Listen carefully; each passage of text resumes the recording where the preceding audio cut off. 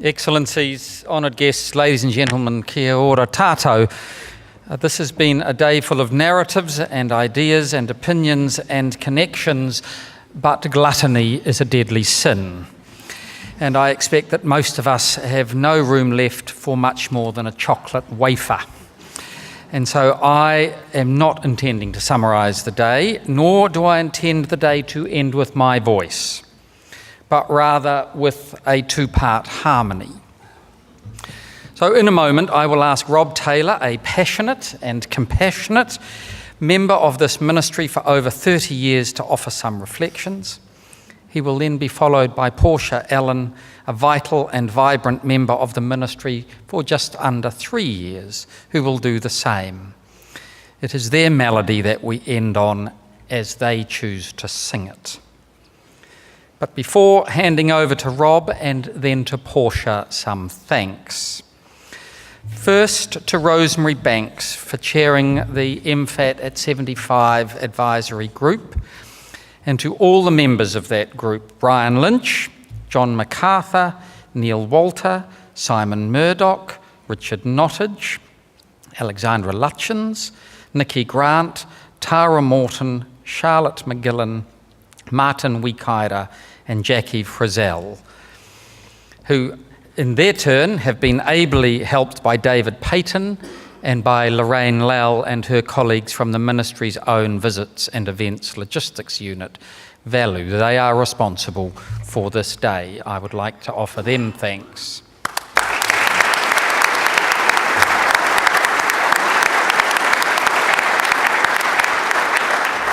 Secondly, to the ubiquitous Brian Lynch, wearing another hat as MC and chaperone for today and chair of the New Zealand Institute of International Affairs Wellington branch. Also to David Cappy and Rob Rebell and Sue Rogers from the Centre for Strategic Studies, from what we shall call a certain place up on the hill.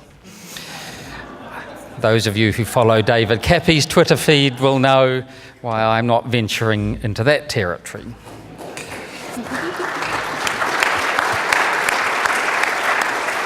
A big mihi too for the people of this marae and the spirit that it represents. Thirdly, to all of the panel chairs, the speakers, the commentators, and especially to Sir Anand Sachinand, Jim Bolger, Helen Clark, Don McKinnon, and to our keynote speaker, Minister Peters. Pulling together a program is one thing, populating it is quite another. But giving flight to voices and ideas, that requires intellect and temperament and judgment, and perhaps a liberal decency too. So for all of those who have put time and effort into getting their thoughts and ideas together, a very big thank you.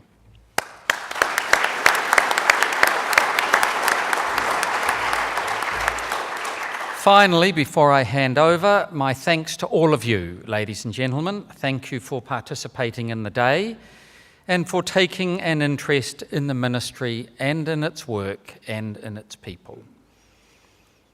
For those very many of you who have stayed the course out of interest or courtesy or cramp, I speak on behalf of the entire ministry, past and present, when I say without reservation that it is our duty and our privilege to serve New Zealand and its people.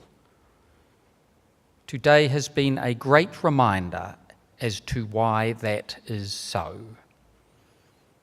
So thank you all, and now over to Rob and Portia. Nō reira, tēnā koutou, tēnā koutou, tēnā koutou katoa.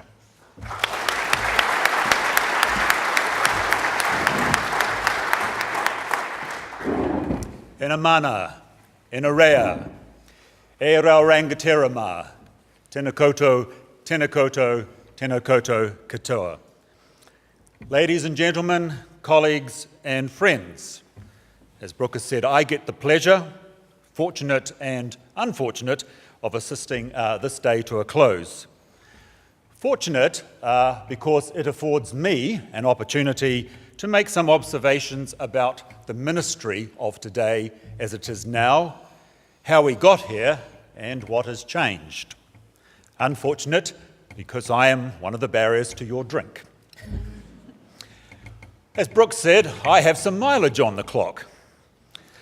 I started my career in the ministry in 1986 in the Middle East Division. I can't quite recall if there was an Africa there or not. Richard Woods was the director. Yes, we had directors then. And it was Richard who handed me my first formal letter, signed by one Richard Nottage. Mr. Taylor, you have been appointed as Second Secretary to the New Zealand Embassy, Baghdad. I couldn't recall actually applying, I said to Richard. Jolly good, don't bother, just enjoy it. It's a good opportunity, he said. So I set off on my first posting. 5 postings later, numerous regional divisions, several secondments, and various change programs, I'm still here. Not quite struggling in the tar or the mud or contemplating Waikanai. In fact, I remain hugely enthused by our ministry, about the work we do and the country that we all represent. We continue to perform at an extraordinary level, with resources considerably less than other countries, I have observed. And while we don't do everything perfectly, most of what we do very well.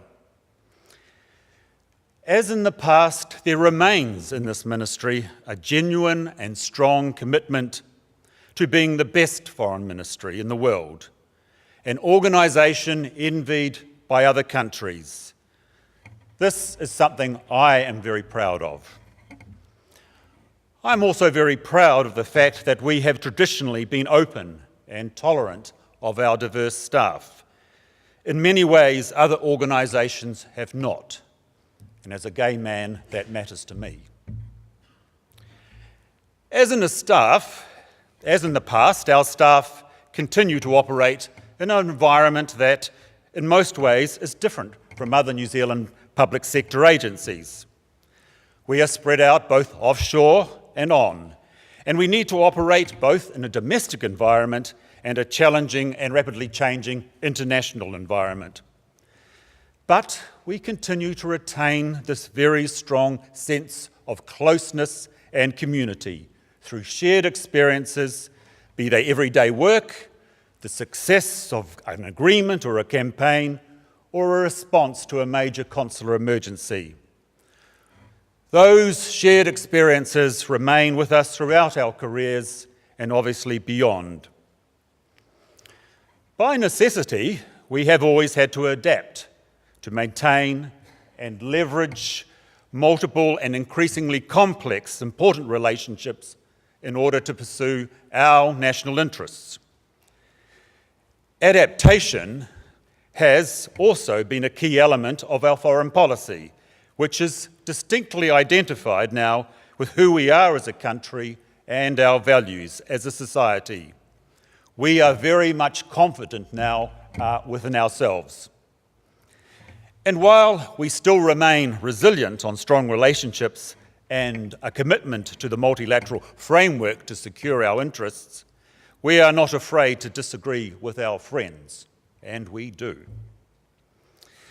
This is not a position we've just arrived at.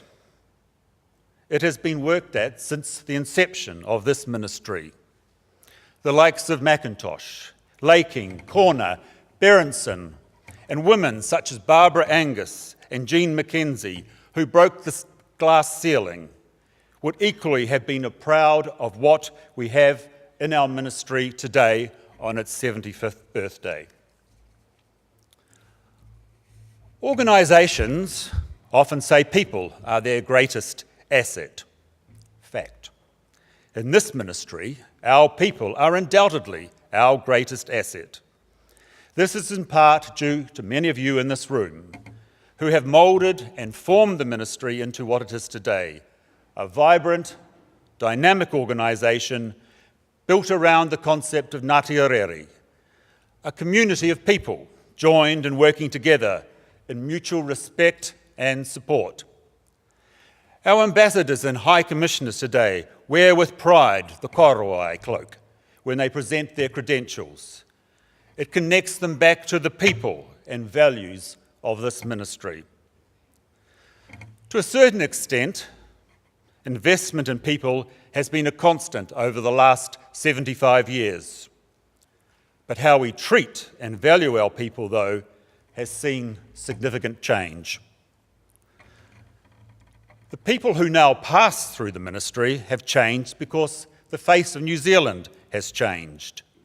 We have had some great Māori, Pacifica and Asian leaders in the past, but they, unfortunately, have been few in numbers. Today, we are committed to creating a diverse and more inclusive staff that reflects contemporary New Zealand society. We have a refreshed set of values that reflects who we are, both as individuals and as an organisation. We have a commitment to the workplace that now openly respects and welcomes people with diverse backgrounds and thinking. We are committed to addressing the inequalities that have affected many of our women staff. We are committed to removing the barriers that offshore differentiate between our seconded staff and those staff employed at our posts.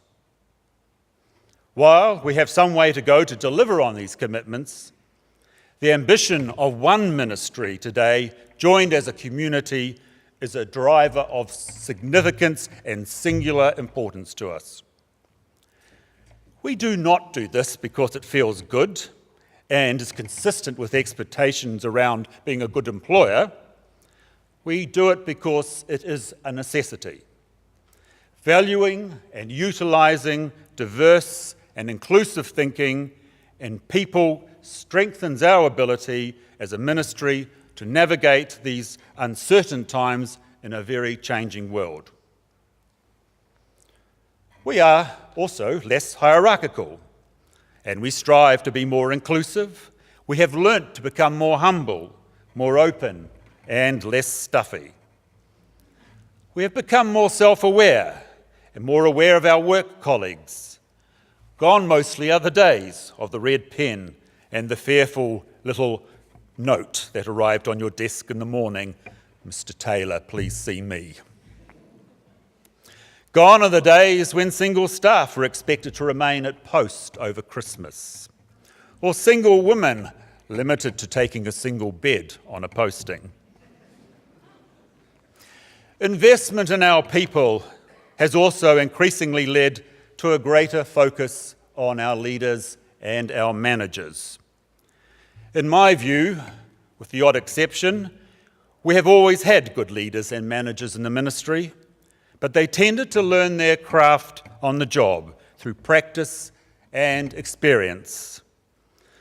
Modern communications in the world as it is now means foreign policy has a very difficult and public face, running on a 24/7 clock. The digital age and social media add complexity and great demands on priorities. We have to think quickly, often without time for constructive or considered analysis.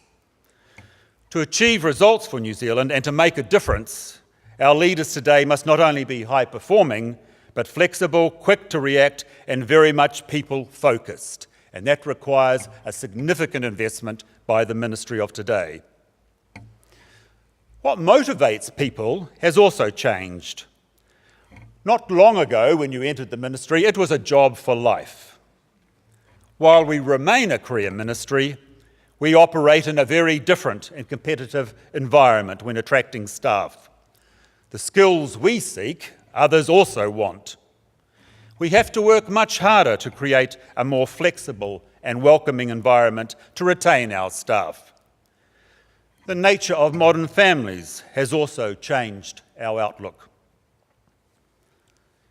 These changes will continue to place pressure on us as an organisation, but over the last 75 years, we have shown great resilience.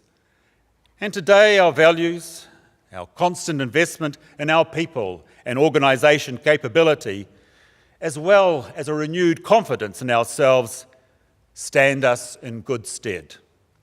Thank you very much. Tēnā koutou, tēnā koutou, tēnā koutou katoa.